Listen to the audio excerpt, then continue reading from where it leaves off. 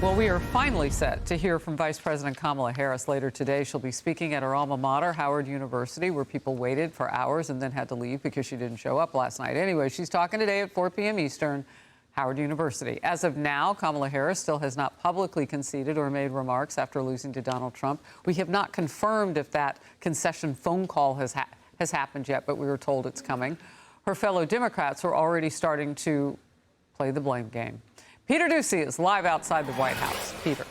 Yes, Harris, we are getting the first draft of the Harris campaign autopsy, as a campaign co-chair is coming out to say, to blame voters for not appreciating what the president and the vice president were doing to address the economy. Something they will not do, though, is say that Biden could have beat Trump. Frankly, a lot of folks not recognizing the real progress that was made by President Biden and Vice President Harris. I think it's hard to look back and talk about what could have or might have or should have been. And we'd love to play a bite of Vice President Harris reacting to last night's results, but there are none. Just before the results were called, the Harris campaign sent a co-chair to address a dwindling crowd at Harris HQ, and this is what he said. We still have votes to count. We still have states that have not been called yet. We will continue overnight to fight to make sure that every vote is counted. She will be back here tomorrow to address not only the HU family, not only to address her supporters, but to address the nation. A theme of the historically brief Harris campaign is that she said President Trump did not respect the results of free and fair elections. So far, she has not said anything about this one, but she is poised to certify its results in January as president of the Senate. Harris? Steve Ducey, thank you. Did I call you Steve? Yeah. Are you? I'm sorry. It's on an inside. Oh my gosh, Peter! Right. Can you bring him back? Oh, I've been called a lot worse by people at this White House. Okay, Well, thank you for the forgiveness. But still, I love you both. But I do know you apart. Come on. Anyway, bye, Peter. Yeah, thanks, Harris. Oh, man. My husband's watching that, too. He's going, nice, get more sleep. The liberal media are doing what you might expect. I mean, introspection is good. What do you think? Watch. It's not the elite that's going to pay the price. It's people who woke up this morning with a dream and are going to bed with a nightmare. Black voters came through for Kamala Harris. White women voters did not. That is what it appears happened in that state. Let's be honest about this, okay? Let's be absolutely blunt about it. There were appeals to racism in this campaign, and there is racial bias in this country, and there is sexism in this country. The country we have lives in two totally separated information ecosystems. Whatever happens, we'll have to really understand the information consumption that young men have and why they think that the economy will be better under Donald Trump when it never was. And that's what makes the timing, I think, of President Biden's decision to step down after the debate something that, if she does in fact lose, will be under a microscope. I think it's one of the big questions moving forward. If she were a 6'4" white man from Arkansas or from Florida, and she ran a good middle-of-the-road campaign talking about reaching out, do you think she would be losing by that much? If she could like chew tobacco and carry a shotgun and talk about football and be a guy's guy, I mean, you tell me. As a woman of color, I was so hopeful that a mixed-race woman married to a Jewish guy could be elected president of this country. And I think that it had nothing to do with policy. I think this was a referendum of cultural resentment in this country. I'm speechless. I mean, Emily, if it had been a tall white man, I mean, you want to know who plays the race card? Come on. The cultural resentment I heard was from everyone that we just heard in that montage. That is exactly what the American people rejected, which was shoving people into very hideous, very stereotypical, very degrading boxes. It was painting with a broad brush stroke entire skin colors and geographical locations and education. realms and everything. I mean, that the American people are so exhausted by that narrative, that very stale, very toxic, very divisive narrative, and that is what they rejected. And Donald Trump has rejected it too. That was Kaylee's point last block, that the president has committed to unity. The chaos that was that was consistently referenced by the left, that was sown by the left. Right. Under President Trump's watch, there wasn't any chaos stoked by his followers or him. We were actually at peace globally and within the country. It was a very specific source. Look, and we heard a bunch of them just now. I'm just trying to figure out who they love.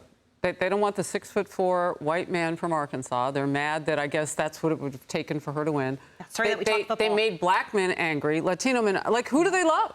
I guess I don't know what box that people have. I mean, that is disgusting. Kristen Welker, though, was the only one who pointed out, Sandra, that this might have been a failure of democratic principles to put the guy, off to the side and put her atop the ticket without the vote. I mean, she was really legitimately trying to drill down on what happened.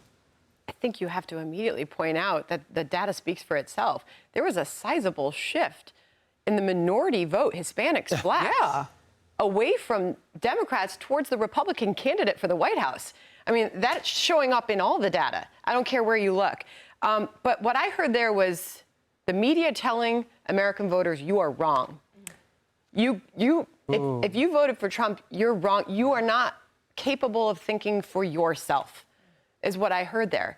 And when I look back at the data on this being an election about change, and the FNVA revealing that a quarter of the population in our respondents said that they're looking for total upheaval.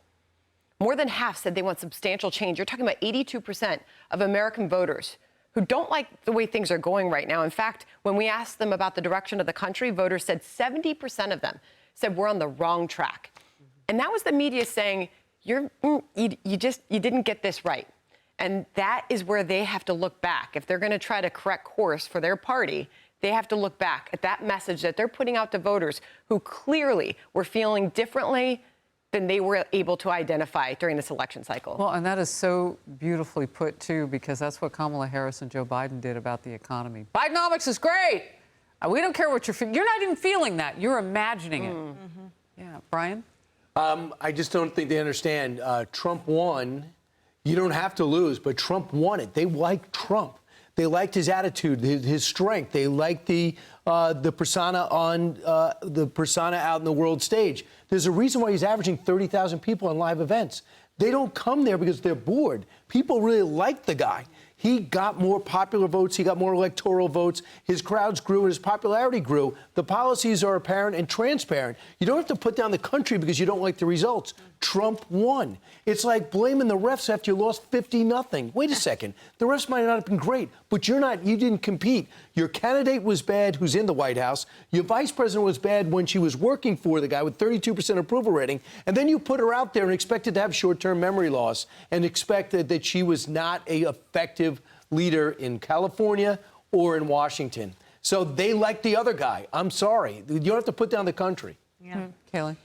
You know, for the media, you would think that this is a moment for self-reflection, but instead we got marginalization.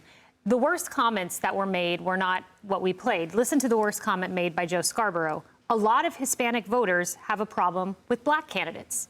That's called stereotyping. Whoa. You want to know what Reverend Al Sharpton said right after that? Reverend Al, he said this: some of the most misogynistic things come from black men. That is called stereotyping. There's no place for that right now. This is a time of self-reflection. Maybe we should change the name Morning Joe to Morning Joe with a U, because apparently that's what they chose to do all day. They were deeply in mourning. And Axios, how apropos, 1 month ago had a headline that media trust has hit its lowest point. The media is the least trusted civic or political institution in the country for a reason. And I remember 8 years ago, when the New York Times put out an apology letter and said they would engage in self-reflection and try to better gauge the country after Trump's win. They didn't. You've had a decade, New York Times, CNN, Morning Joe, and instead of reassessing, you've doubled down on partisanship, and the country has rejected your mode of operation. You might as well watch Fox and Friends. You have no choice. I watch Fox and Friends. Oh, you do? Okay. With Steve Who doesn't Doocy. watch And a you. show that has Friends in it? I mean, you got me already. Friends. We're friendlier. We're not mourning. Yes, Yeah. you're friendly. Morning No to morning. you.